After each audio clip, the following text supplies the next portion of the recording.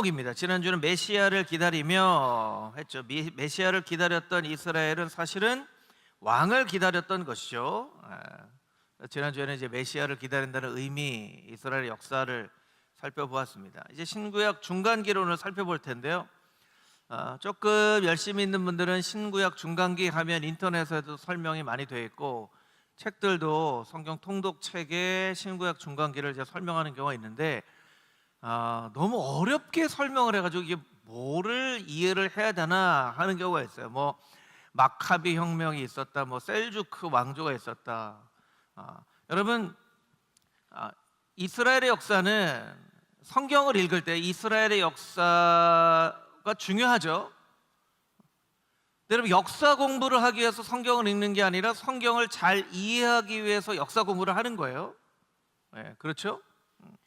그러니까 여러분, 이 신구약 중간기를 이해할 때 가장 중요한 이 한 키워드만 여러분들이 기억하고 계시면, 이 신구약 중간기를 하나님께서 왜 굳이 신구약 중간기가 있어야만 했는가, 그것을 잘 이해하실 수가 있는 거예요. 신구약 중간기라는 것이 이런 거죠.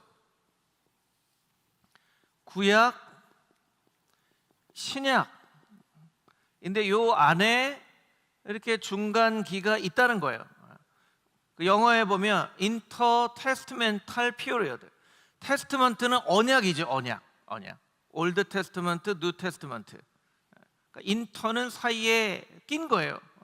그러니까 이게 연속적이란 뜻이에요. 연속적이냐 불연속적이냐, 이 연속적이라는 의미이죠.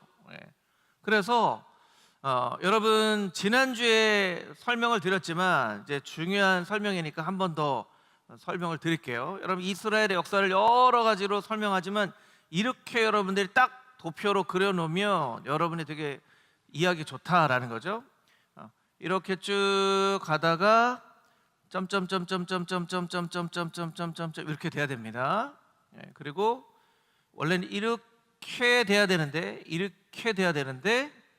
여기서 이렇게 되고 여기도 점점점점점점점점 이렇게 되는 거예요.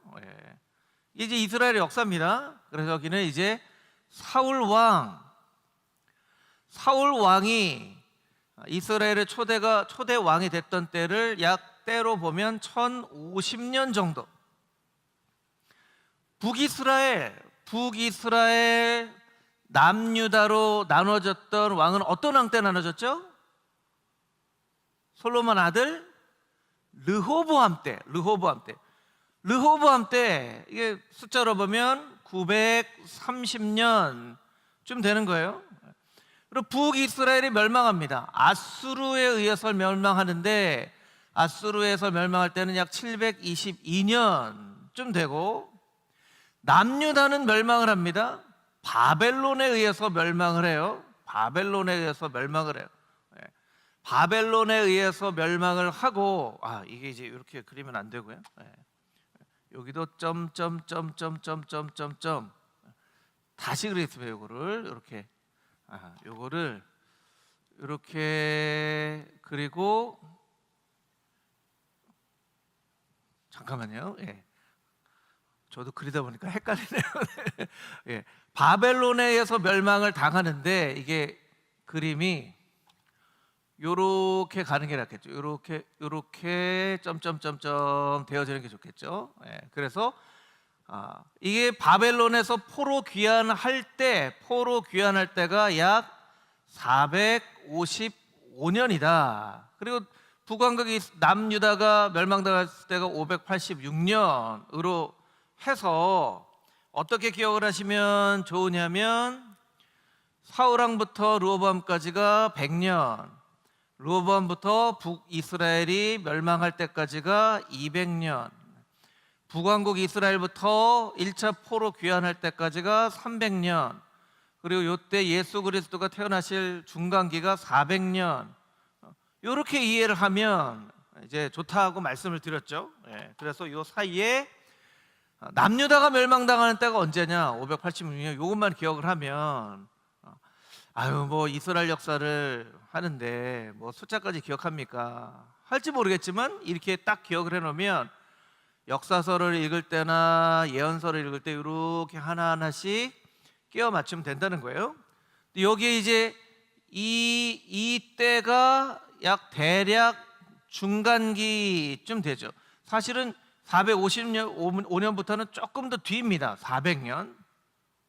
이게 중간기라는 거예요. 중간기인데 이스라엘의 역사는 지난주에 설명드렸지만 모든 문명사가 있지만 일반적으로 이야기하는 역사는 나라의 역사예요. 나라의 역사. 근데 성경의 역사는요, 구약, 신약, 이건 어떤 역사냐면 언약의 역사예요. 언약의 역사. 언약의 역사가 구약과 신약으로 연결이 되어져 있는 것이고, 이 언약의 역사를 이해하기 위해서 이스라엘 나라의 역사를 이해하는 것이지 이스라엘 나라 역사 배우려고 하는 게 아니에요. 여러분들이 그것을 잘 이해하셔야 된다라는 거죠. 여러분들에게 나눠드린 강의 안에 보면 하나님의 말씀이 희귀하여 이상이 보이지 않았을 때, 이때는 이제 엘리 제사장 때예요. 엘리 제사장 때, 사울 왕 이전이죠. 그러니까 여러분 요 때를 이렇게 앞을 보셔서 이렇게 보시면 좋을 것 같아요. 하나님이 요 작은 역사를 할 때도 말씀하시다가 말씀 안 하시다가 말씀하시다가 말씀 안 하시다가 말씀하시다가 사실은 이렇게 되어 있다는 거예요. 우리 인생의 역사도 마찬가지예요. 우리 인생에도 하나님과 가까워졌다가 조금 멀어졌다가, 근데 이게 끊어지는 게 아니라 연속성이 있다는 게, 연결되었다는 거예요. 음악회 이런 곳 가보시면 아시겠지만 중간에, 음악회가 기니까 중간에 쉬는 시간을 줘요. 인터미션이라는 걸 줘요. 인터미션은 아직 끝나지 않았다는 거예요. 그러니까 중간기라는 것은 하나님의 역사가 끝나지 않았다는 거예요. 구약과 신약이 이어졌다는 거예요. 근데 어떤 경우에는 이게 이어지지 않는 경우가 있고 이어지는 경우가 있어요. 신구약 중간기를 우리에게 주시는 것은 어떤 것을 이어지게 보고 어떤 것을 이어지지 않게 볼 것인가, 이 시각을 하나님께서 갖게 하시려고 이 신구약 중간기라는 이 시기를 우리에게 주신 것이죠. 여러분 나눠드린 자료에 보면 이제 그림이 하나 있는데, 이 그림은 이제 다니엘서에 나와 있는 예언의 말씀에 대한 거예요. 혹시 이 그림이 자막으로 만들어졌나요? 예. 이걸 옆으로, 예. 이게 이제 다니엘 2장에 보면 중간에 화살표가 되어 있죠. 화살표 옆에 보면 다니엘 2장 느부갓네살의 꿈 이렇게 되어 있죠. 느부갓네살 왕이 꿈을 꿨어요. 그리고 꿈 알아맞혀라. 왕이요, 꿈을 가르쳐 주셔야 알아맞히죠. 아니야, 니네가 꿈도 알아맞혀. 그래서 막 죽을 지경이 됐는데 다니엘이 꿈을 기도 가운데 하나님께서 가르치셔서 설명을 하잖아요. 그 머리는 금으로 됐고 가슴은 은으로 되어 있고 허리는 노수로 되어 있고 무릎은 쇠로 되어 있고 발은 쇠와 진흙으로 되어 있는 이 신상, 머리 금은 바벨론을 의미하고 가슴 은은 페르시아 제국을 의미하고 허리의 노스는 그리스 제국을 의미하고 다리의 쇠는 로마 제국을 의미하고 쇠와 진흙은 나중에 임할 하나님의 나라, 여러 민족을 의미한다, 이런 거죠. 여러분들이 보고 있는 이 그림의 글씨, 이방인이라는 글씨 아래 보면 유대인들을 향한 69일의 다니엘 9장 이렇게 되어 있습니다. 찾으셨나요? 예. 다니엘 9장에 보면 또 71회가 나옵니다. 71회. 그래서 71회를 성경학자들은 어떻게 이야기하냐면 70 곱하기 7년 하면 490년 이렇게 이제 이해를 합니다. 예. 그러니까 이 바벨론 1차, 2차, 3차 포로 귀환하는 요 때부터까지의 이게 이제 71회라고 성경학자들은 설명하기도 해요. 네. 그래서 이때가 하나님께서 다니엘을 통하여서 이스라엘이 회복될 날짜를 설명하신 것이다. 이제 이렇게 이제 성경에 나와 있는 예언서 안에는 이 신구약 중간기의 시점을 이렇게 이제 다니엘의 환상을 통해서 설명을 할 수 있습니다. 그런데 다니엘에는 사실 교회라는 말은 없어요. 교회가 언급되어 있지는 않아요. 그래서 이 그림을 보면서 우리가 한 가지 꼭 이런 그림을 보면 질문을 해볼 필요가 있는 것이 있는데, 무엇이냐면, 여러분 신상의 발 가운데 보면 이스라엘 12지파 이렇게 돼 있죠. 그리고 옆에 유대인 이렇게 돼 있죠. 마지막에 이스라엘 12지파와 유대인이 회복되어지고 이스라엘의 민족들이 머리가 되고 천년왕국이 시작된다. 이게 요한계시록의 말씀인데, 저는 이 부분에 있어서 하나님께서 유대인을 통한 구원의 계획을 가지고 계시다면, 신약의 예수님으로부터 근대 이스라엘이라는 국가가 세워지는 1948년까지의 1948년 동안의 역사를 통하여 하나님이 과연 유대인을 통해서 무엇을 하셨는가, 어떤 하나님의 구원의 계획을 이루셨는가, 이런 것들을 우리가 좀 생각을 해볼 때 이게 좀 마음이 좀 불편한 마음이 들어요.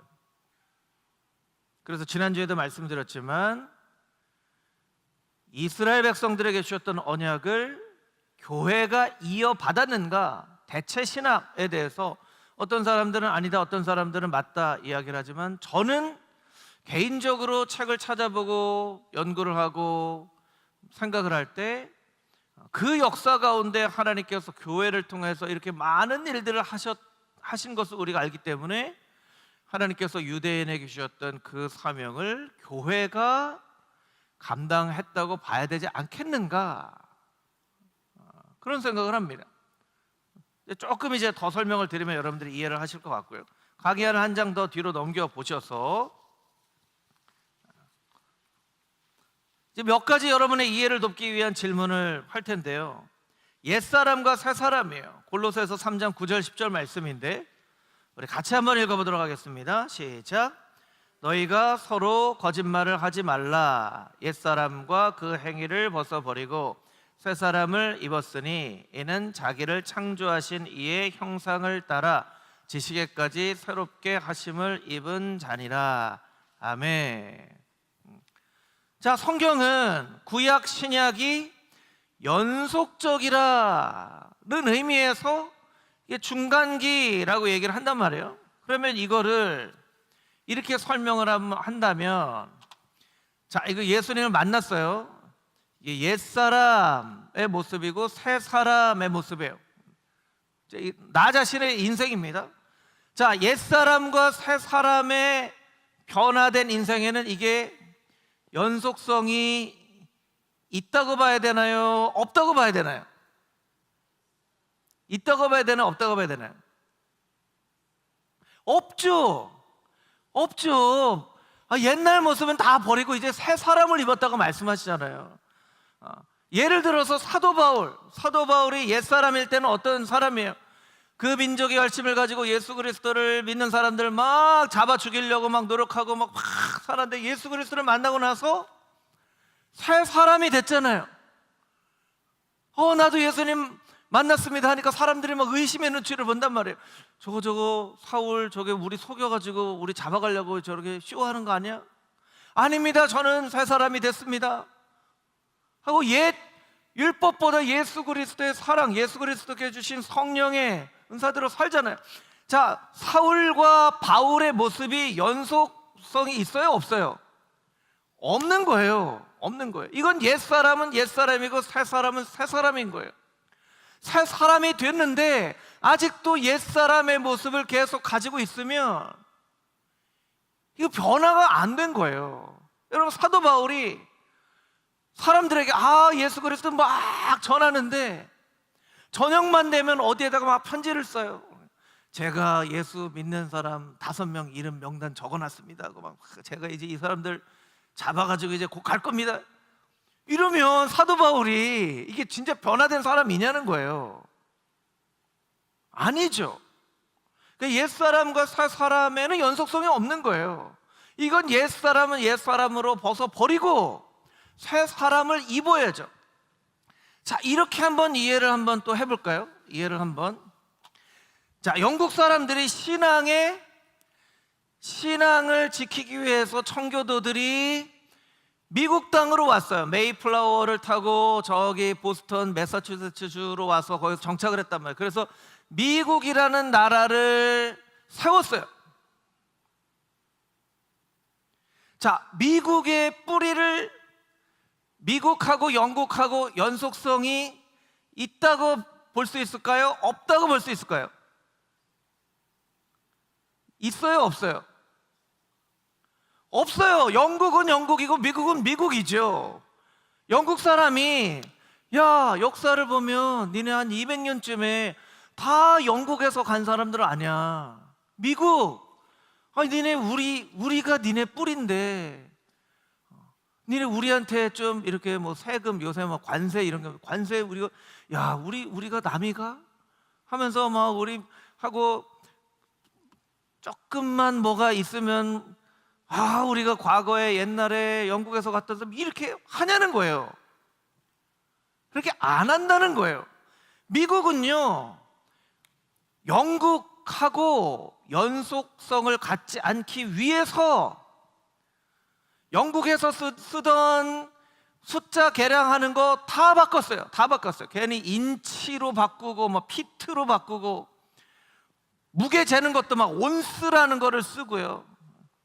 다 바꿔요. 운전도 영국에서는 왼쪽에서 했어요. 그런데 미국에 갔는데 운전은 어느 쪽에서요? 오른쪽에서요. 근데 여러분 잘 생각해 보세요. 영국에서 사람들이 미국으로 거의 다 갔단 말이에요. 그러면 왼쪽으로 운전하는 게 익숙할까요? 오른쪽으로 운전하는 게 익숙할까요? 물론 그때는 이제 말 타고 다니고 했지만 영국에서 살던 이 미국 사람들은요 다 영국에서 배웠던 문화, 음식, 사고방식 다 영국에서 있었던 거예요. 그런데 왜 미국에 간 사람들이 영국 사람들처럼 왼쪽으로 운전하지 않고 오른쪽으로 운전하는 것을 결정을 했을까? 이건 뭐예요? 우리는 영국과 다른 나라다 이런 의미예요. 다른 나라다. 우리는 영국과 다른 나라다. 영국 자꾸 우리 같은 나라라고 우리 하지 마라. 우리는 엄연한 독립된 국가다. 그 역사를 보면요 그런 이 일들이 있어요. 그래서 이게 왜 이게 중요하냐면 한 가지만 더 설명드리면은 좀 이해가 될 것 같은데 이게 굉장히 잘 생각해 보셔야 돼요. 성경에 등장하는 이스라엘이라는 나라가 있어요. 그리고 말씀드렸던 것처럼 한참 지나고 1948년 5월 14일에 근대 이스라엘이라는 국가가 세워졌어요. 자, 이 성경에 나와 있는 이스라엘과 군대 이스라엘이 연속성이 있냐 연속성이 없냐라는 관점에 따라서 역사를 보는 관점과 성경을 보는 관점이 굉장히 차이가 나요. 지금 이스라엘 사람들은 어떻게 생각하는 거예요? 이게 연속성이 이스라엘 사람들의 생각이 우리 생각이 아니라 이스라엘 사람들은 이게 연속성이 있다고 생각하니까 저 땅 다 우리 땅인데 하고 막 가자에 있는 사람들 어떤 사람들 막 하는 거예요. 초기에 이 전쟁이 몇 차례 있을 때 주변에 있는 나라들이 굉장히 반대를 하고 막 전쟁을 막 했어요. 중동 1차, 2차, 막 3차 전쟁을 했단 말이에요. 이스라엘 사람들은 이거 우리나라 땅인데 주장을 하는 거예요. 그래서 1890년대부터 근데 이스라엘이 나라를 세워야 됩니다 막 이렇게 회의도 하고 막 하다가 결국에는 한 50년, 60년 만에 진짜 나라가 세워졌죠. 근데 그 주변에 있는 나라들의 입장에서 보면은 어떤 거예요? 아니 1900년 동안이나 나라가 없었고 여기 우리가 살던 땅인데 1900년 만에 나타나서 이 우리 땅이니 달러가면 어떡해, 이런 생각을 하는 거예요. 이게 이제 먼 나라 이스라엘로 하니까 여러분들이 약간 이게 그냥 먼 나라 얘기구나라고 생각하지만 중국과 우리나라의 관계를 한번 생각을 해보면 좋을 것 같아요. 중국이 자꾸 우리나라 거 중국 거라고 그러잖아요. 김치도 자기 나라 거라고 그러고 한복도 자기 나라 거라고 그러고 뭐 특히 뭐가 히트만 치면 자기 나라 거라고 그러고 한국 사람들 막 그래요. 우리나라 거 훔쳐간 사람들 오히려 너무너무 기분 나빠요. 그렇지 않아요? 우리 건데 중국 사람이 오히려 한국 사람도 우리 거 훔쳐갔다 그러고 막. 그런 이야기를 들을 때 여러분들이 혹시 1번 기분이 나쁘다, 2번 당연히 중국 거다, 2번인 분 있으세요? 2번인 분? 없죠. 2번인 분 사람 없단 말이에요.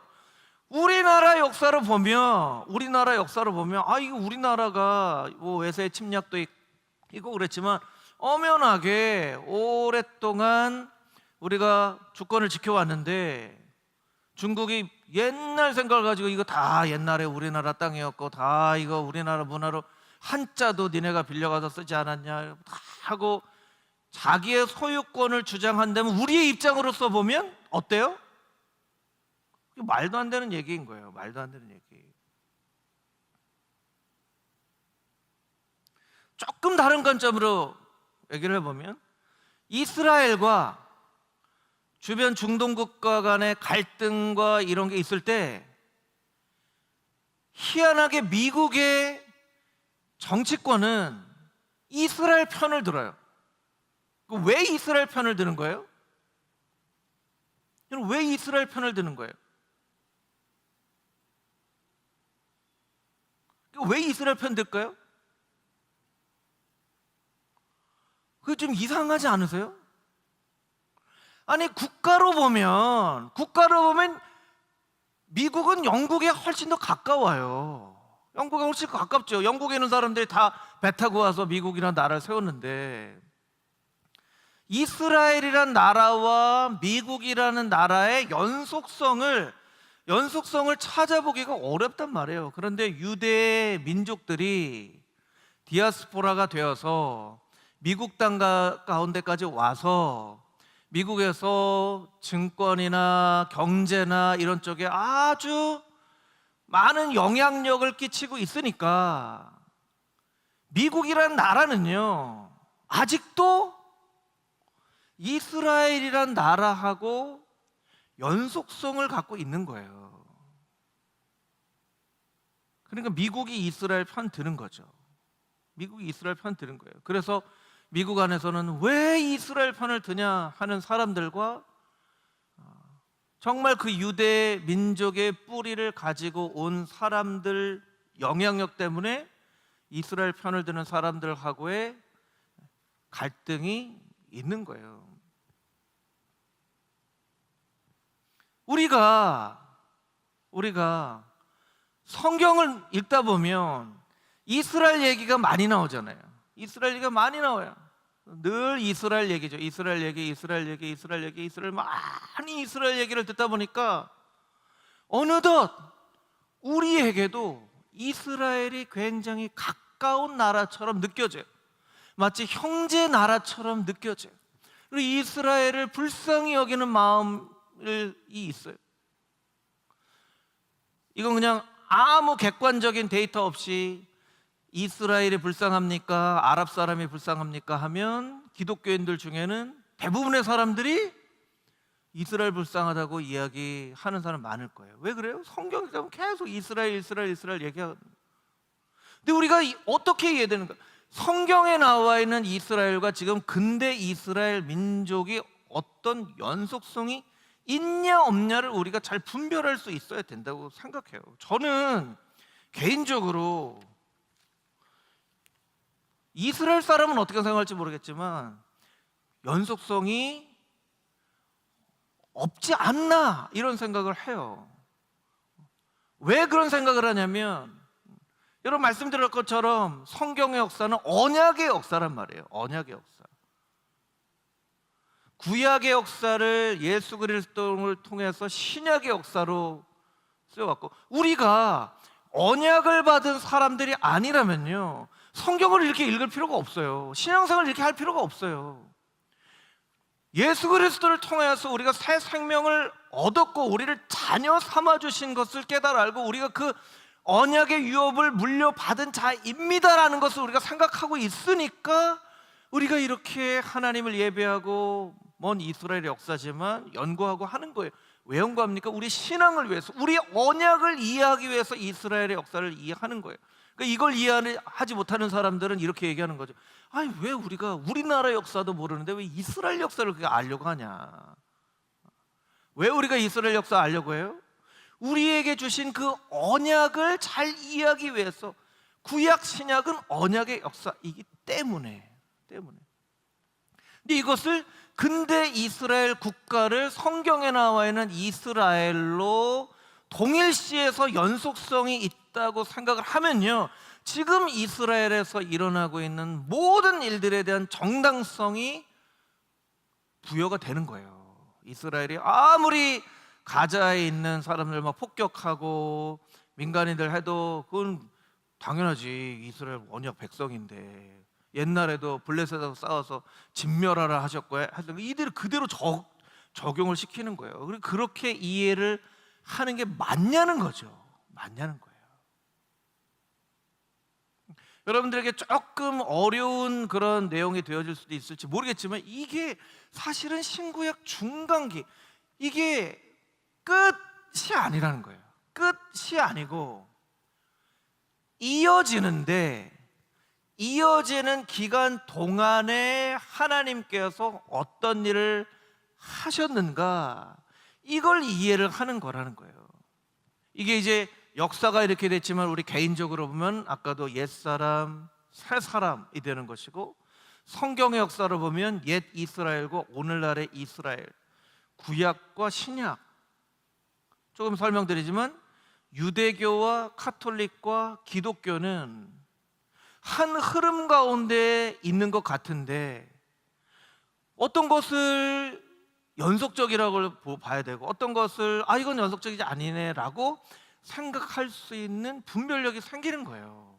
제가 예전에 온누리교회 있을 때에도 어떤 한 장로님이신데 이스라엘을 너무나 사랑하시는 장로님이에요. 이스라엘 너무, 저는 그 개인의 신앙의 고백에 따라서 그런데, 근데 그분이 저한테 막 영상을 보내주시는데 너무나 마음이 불편했어요.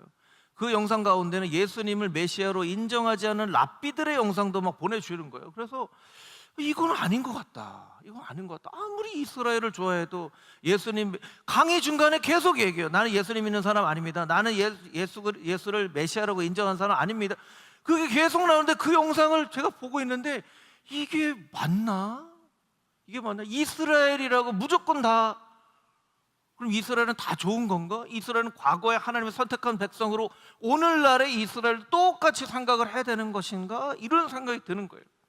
또 다른 예로 어떤 분은 이제 카톨릭 영성을 굉장히 보는 분이 있어요. 여러분, 카톨릭 영성이 깊은 영성이 있죠. 유업이 있어요. 유업이 있단 말이에요. 그런데 카톨릭이 이제 참 위험한 것 중에 하나가요, 개신교 영성은 약간 초보적인 영성이고 더 깊은 영성으로 나가려면 카톨릭의 깊은 영성을 배워야 된다, 이렇게 잘못 이해하시는 분들이 있더라고요. 그러려면 종교개혁을 왜 합니까? 카톨릭이 구원에 대해서, 예수님에 대해서, 하나님에 대해서 잘못 가르치고 있으니까 마틴 루터를 통한 종교개혁자들이 일어나서 그게 아니라 알려면 똑바로 아세요 하고 개혁신앙을 만드는 거잖아요. 그러니까 개혁신앙의 신앙이 훨씬 더 깊이가 있는 거예요. 근데 어떤 분들은요 이걸 반대로 생각하시는 분들이 있더라고요. 개신교회 큐티를 하다 보면 큐티는 너무나 좀 얕고, 큐티의 1단계를 거치면 더 깊은 관상 기도의 단계로 가야 되면 이게 뭔가 신앙에 이게 분별력이 없어요. 이런 분들도 있더라고요. 근데 그렇지 않다는 거예요. 그러려면 종교개혁을 할 필요가 없죠. 그래서 여러분, 신구약 중간기는요 역사를 배우는 게 아니라 연속성과 불연속적인 게 어떤 것인가?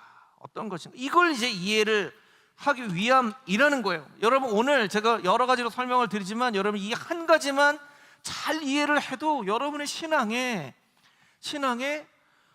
너무너무 중요한 깨달음이 있을 거예요. 자, 설명드린 것처럼 유대교, 가톨릭, 개혁신앙, 개신교는 제3자 입장을 봤을 때 개신교고 우리는 개혁신앙이라고 했죠. 유대교, 가톨릭, 개혁신앙 놓고 볼 때 역사적으로 보면 이렇게 흐름을 가고 있잖아요. 여러분, 유대교와 가톨릭은 같아요, 달라요? 같아요, 달라요? 그러니까 연속적이라고 볼 수 있어요, 불연속적이라고 봐야 돼요? 불연속적이죠. 같지 않아요. 왜 같지 않죠? 같은 게 뭐가 있죠? 자, 같은 거를 검정색으로, 다른 거를 빨간색으로 해볼게요. 같은 거, 유대교와 가톨릭 같은 거 뭐예요? 하나님. 그래요, 하나님을 믿어요. 사실은 더 구체적으로 보면 예수 그리스도를 보낸 하나님이 아닌, 예수 그리스도가 아닌 다른 메시아를 보낸 하나님이니까 사실 이것도 다르긴 하지만 이거 이제 연속성이 있다라고 볼 수도 있겠죠. 자, 성경은 연속적인가요? 구약만 연속적이죠. 구약.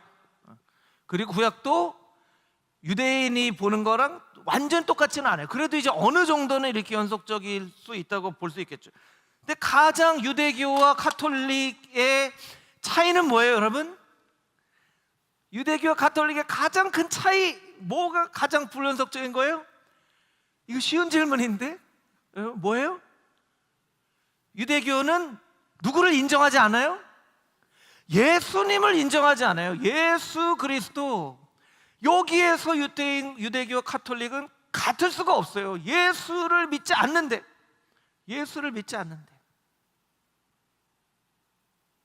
여기서 차이가 나는 거예요. 여러 가지 이제 문화적인 거나 절기나 이제 불연속적인 게 너무나 많죠. 자, 그러면 시간이 없으니까 가톨릭과 개혁신앙, 이거 좀 연속적이라고 볼 수 있나요? 없나요? 연속적인 거 뭐가 연속적이죠? 여기 나와 있는 것처럼 하나님도 같이 믿는 것처럼 보여지죠. 예수님도 같이 믿는 것처럼 보여지죠. 성경도 같이 보는 것처럼 보여져요. 넓은 그림에서 보면, 아주 디테일하게 보면 다르지만, 그런데 뭐가 달라요? 여러분, 가톨릭하고 개신교, 개혁신앙하고 다른 게 뭐예요? 여러분들이 개혁신앙을 가지고 있으니까 뭐가 다른지는 설명할 수 있어야 되잖아요. 구원관이 다르다고 보면 좋아요. 구원에 대해서 이게 어렵지 않아요. 우리가 지난 학기에 종교개혁자들이 오직 믿음, 오직 은혜, 오직 말씀, 오직 예수 그리스도, 오직 하나님의 영광, 이 5가지만 여러분 기억하시면 이게 가톨릭하고 다른 거예요. 이 5가지가 다른 거예요. 구원관, 예수 그리스도를 똑같이 믿지만 구원관에 다른 게 뭐예요? 아니, 가톨릭은 마리아의 역할이 이게 뭐냐? 우리가 개신교 개혁신앙의 관점에서 볼 때 가장 이해가 안 되는 게 마리아잖아요. 마리아. 아니, 마리아가 심지어는 예수님이 하나님의 본체시고 예수님이 완전하시니까 예수님을 낳은 마리아도 완전하다, 이렇게 믿어요, 가톨릭은. 여러분, 좀 맞는 것 같으세요? 틀린 것 같으세요? 맞는 것 같으세요? 틀린 것 같으세요?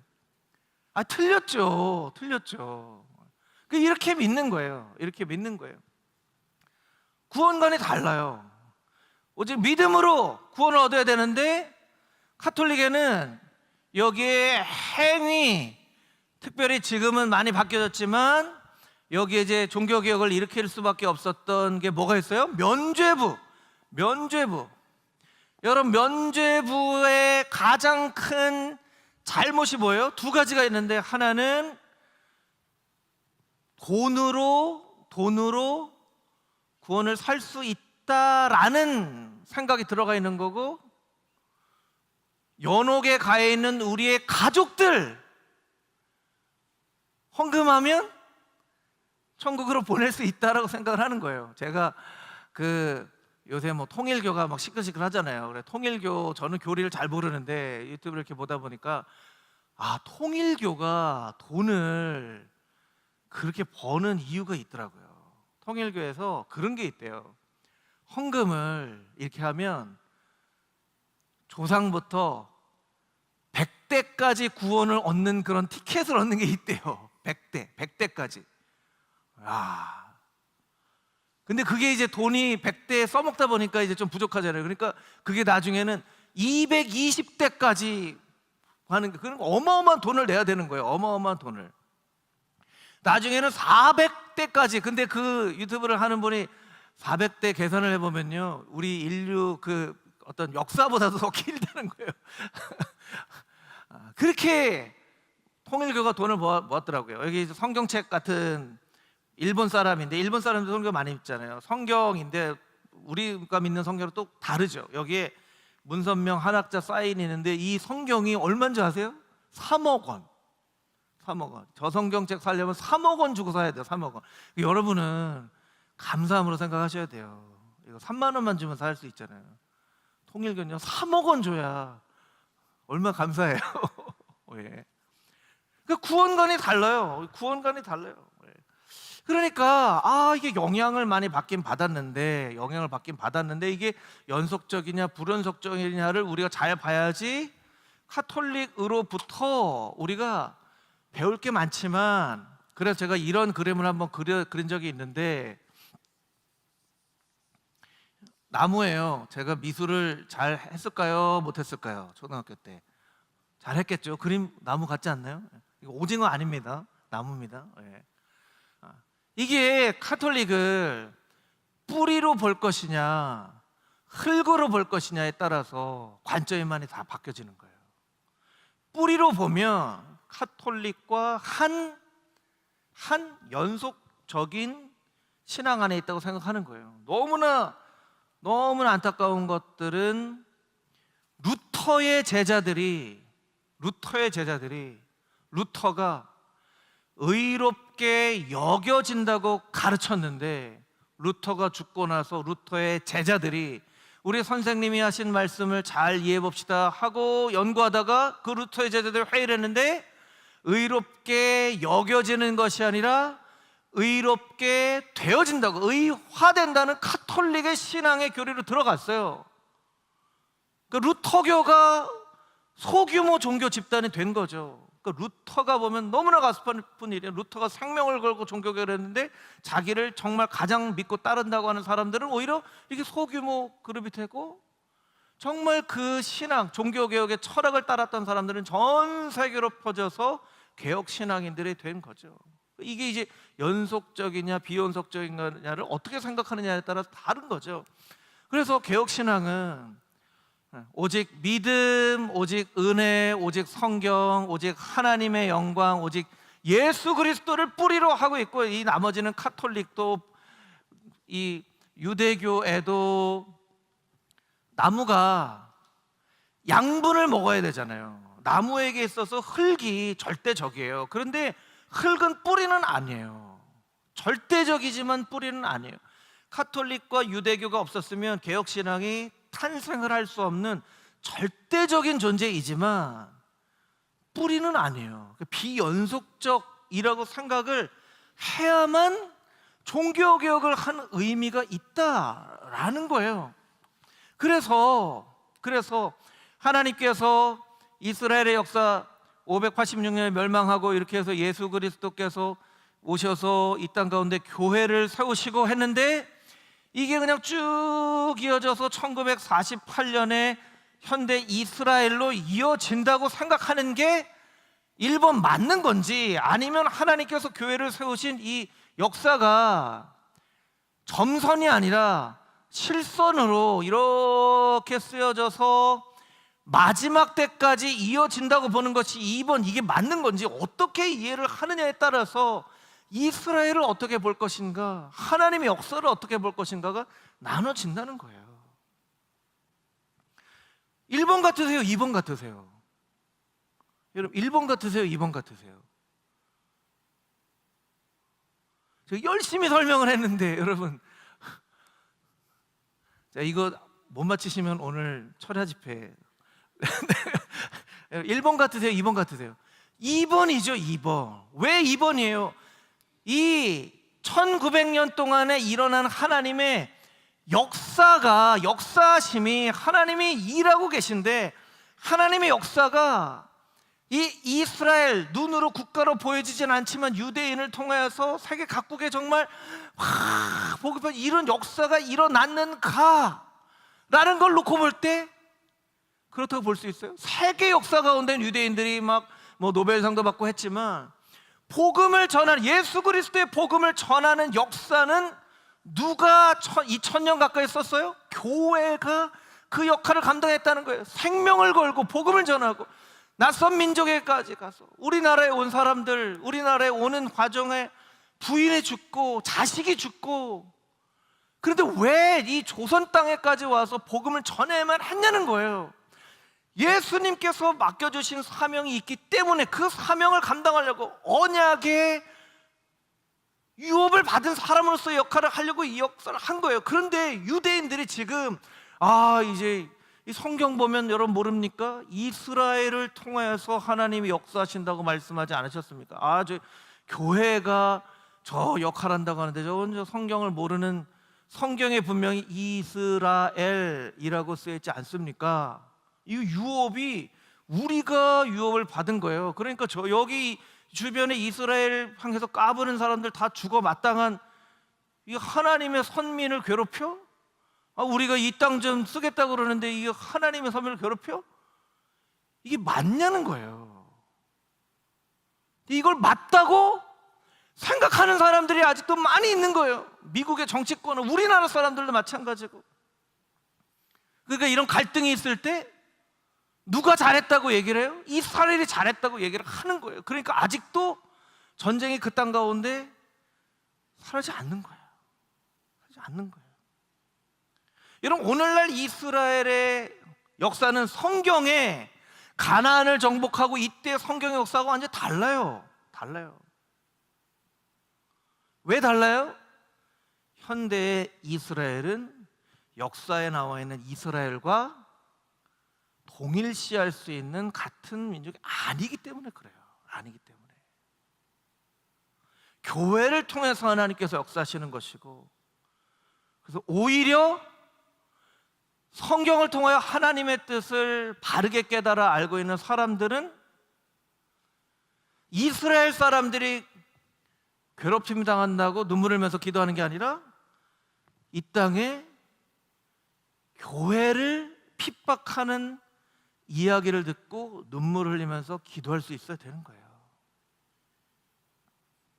하나님의 유업을 받은 것이기 때문에, 하나님의 나라를 이루는 언약 백성이 되어지기 때문에, 그리고 예수님께서 마지막 날 다시 오실 때에 그 역사를 이룰 주체가 되는 사람들은 지금 나라인 이스라엘, 저 팔레스타인에 있는 나라인 이스라엘이 아니라 이 땅 가운데 있는 하나님의 교회요, 하나님의 성도이기 때문에 그렇다는 거예요. 그래서 여러분, 신구약 중간기를 처음에는 왜 하나님 말씀하지 않으셨지? 하나님이 말씀하지 않은 걸까? 사람들이 다 귀 기울여 듣지 않은 걸까? 둘 다 있었겠죠. 근데 여러분, 하나님은요 강권적인 분이셔서 오늘 3장 말씀에 엘리 제사장 때에 하나님의 말씀이 잘 들리지 않았지만 하나님께서 사무엘을 통해서 사무엘아 말씀하잖아요. 하나님이 아무리 인간이 안 들으려고 해도 하나님이 뭔가 정말 분명히 말씀하시려고 하는 게 있으면 하나님은 막 흔들어 깨워서라도 하나님 말씀하실 거예요. 감옥에 갇혀있는 베드로를 천사가 옆구리를 쳐가지고 깨우잖아요. 일어나라 하잖아요. 근데 왜 하나님은 이 시기를 겪게 하신 걸까? 이 시간이 우리에게 주는 영적인 의미는 무엇일까? 무엇일까? 침묵하시지만 여러분, 침묵한다고 일 안 하시는 게 아니거든요. 침묵한다고 생각이 없으신 게 아니에요. 사람도 마찬가지잖아요. 말 안 하고 있다고 저 사람 생각이 없구만, 아니에요. 말 안 한다고 생각이 없는 건 아니에요. 우리 애들도 보면요, 대답 안 하지만 생각이 다 있어요. 생각이 다 있어요. 설교를 빨리 끝내야 되는데 제가 아들 자랑 잠깐 하면요, 셋째가 어릴 때 책을 너무 많이 읽고, 야, 얘는 정말 세상을 깜짝 놀래킬 애가 되겠구나. 책을 너무 좋아했어요. 그래서 제가 어려운 책, 막 철학책을 만화로 된 책을 갖다 읽혀줬어요. 서울대학교에서 나와 있는 책, 뭐 데카르트 뭐 이런 책, 초등학교 때인데 막 열심히 읽더라고요. 제가 어느 날 궁금했어요. 얘가 이걸 그림만 보는 걸까? 야, 안예준, 너 그거 무슨 뜻인지 알아? 데카르트? 자기는 데카르트가 좀 잘못된 것 같대요. 무슨 얘기야? 그랬더니 나는 생각한다, 고로 존재한다가 아니라 나는 존재한다, 고로 생각한다. 존재하기 때문에 생각할 수 있는 사람이 될 수 있는 거 아니야? 그래서 제가 할렐루야, 하나님, 얘가 큰 인물이 되겠군요 생각을 했었는데, 뭐 앞으로 큰 인물이 되겠죠. 무슨 얘기냐면, 저 초등학생, 유치원, 때로는 사춘기에 있는 중학생, 고등학생 애들 말 안 하고 있어서 아무 생각도 없고 아무 말도 없고 하는 것 같지만요, 이렇게 자세히 보면요, 생각도 있고요, 나름대로 알아서 뭘 해요. 하물며 하나님께서 침묵을 하고 계셔서 하나님께서 아무것도 안 한다고 생각하시면 그건 착각이에요. 여러분, 여러분의 삶 가운데 하나님께서 때로 침묵하고 계시고, 하나님, 제가 기도하는데 하나님 왜 응답도 안 하시고 가만히 계세요? 하나님 일하고 계세요. 여러분, 하나님 일하고 계세요. 여러분의 남편 가운데, 여러분의 아내 가운데, 여러분의 자녀 가운데 하나님이 일하고 계세요. 하나님이 침묵하고 계시다고, 일하지 않는다고 생각하는 거 우리의 잘못된 착각이라. 하나님이 이때 일하셨어요. 열심히 일하셨어요. 그래서 오늘 막 제가 흥분해가지고 이제 시간을 못 지켰는데, 하나님께서 막 생각해 볼 수 있도록 회당 중심으로, 말씀 중심으로, 구전으로, 하나님이 침묵하시니까 사람들이 하나님 눈치 보면서 이제 나름대로 막 생각하는 거예요. 예전에는 성전에서 그냥 예배 드리는 것으로 만족하는 신앙에서 이제는 자꾸 말씀을 읽고 생각하고 나누고 하는 그런 신앙으로 하나님이 이렇게 성숙하게 하시고 예수님을 이 땅 가운데 보내주신 거예요. 그래서 오늘은 하나님께서 침묵하고 계시지만 하나님께서는 일하고 계시다는 것, 그리고 하나님 나라의 연속성과 불연속성을 우리가 잘 이해하지 않으면 성경에 있는 역사도 이스라엘도 잘못 이해할 수 있다. 그것을 우리가 함께 나눕니다. 우리 마지막으로 맨 마지막에 있는 성경 구절인데요, 고린도전서 1장 24절 25절 함께 읽고 마치도록 하겠습니다. 같이 읽겠습니다. 오직 부르심을 받은 자들에게는 유대인이나 헬라인이나 그리스도는 하나님의 능력이요 하나님의 지혜니라.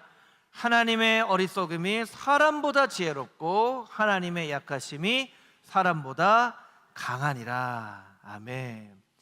지혜로우신 하나님, 역사하시고 성취하시는 하나님이 여러분 가운데 침묵하고 계실지라도 하나님이 일하고 계심을 여러분 꼭 기억하고, 그 하나님 앞에 지치지 않고 포기하지 않고 늘 간절한 마음으로 기도하며 믿음의 발걸음을 걸어나가는 금호중앙의 모든 성도님들이 다 되시기를 주님의 이름으로 축복합니다.